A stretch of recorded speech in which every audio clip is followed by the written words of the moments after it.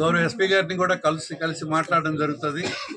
ఇక్కడ ఉన్నటువంటి స్థానిక ఎస్ఐ కానీ, సిఐ కానీ, డిఎస్పీ గారు కానీ వీరందరూ దీని మీద తగినటువంటి చర్యలు తీసుకోవాలని వినయపూర్వకంగా అభ్యర్థిస్తూ ఈ జరిగినటువంటి పరిణామం అంతా ఎస్పీ గారికి స్వయంగా వెళ్ళి చేయడానికి ఇప్పుడు శ్రీకాకుళం వెళ్తున్నాను నేను.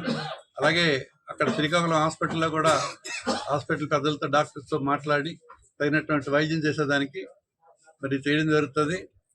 న్యాయాన్ని పరిరక్షించవలసినటువంటి ప్రభుత్వమే ఇటువంటి అనైతిక చర్యలు చేయడం అన్నది చాలా దౌర్భాగ్యం. మరి దీన్ని ఏ రకంగా ఆలోచించాలో ప్రజలే నిర్ణయించాలి. ఇటువంటివి ఎల్లప్పుడూ కొనసాగవు.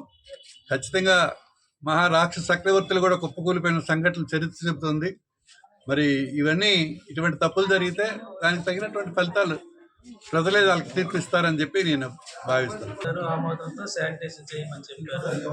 శానిటైజేషన్ ఈ వర్షం 3-4 రోజులు చేస్తుండగా ఇక్కడ మీకు ఎవరు శానిటైజేషన్ చేయమని అనేసి తాతోటి వచ్చి మా మీద దాడి చేశారు. దాన్ని చిన్నాయుడు, దాన్ని తాతయ్య, అంతా పప్పన్న, దాన్ని అప్పన్న.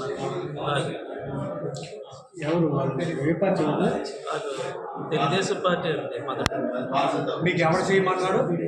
మీ ప్రభుత్వం ఉందా ఇప్పుడు? మీకు ఎవరు చేయమని చెప్పాడు? కనీసం వచ్చి డైరెక్ట్ అటాక్ చేస్తారు సార్. మీ ప్రభుత్వం లేదు కదా, మీకు ఎవరు చేయమన్నారు? నానా బూతులు మాట్లాడి నేను మొత్తం జాగ్రత్తగా వచ్చారా, కొట్టడానికి వచ్చారా, ఏం చేయడానికి వచ్చారో తెలియదు సార్. కొట్టడానికి వచ్చారండి. మేము అప్పటికి ఆ ఊరు నుండి సగం దూరం వెళ్ళిపోయాం.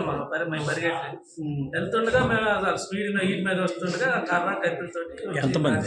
7 నలుగురు మళ్ళీ ఏమని ఇంకా మీరు ఇక్కడ నుంచి కదలకపోతే చంపేస్తాం.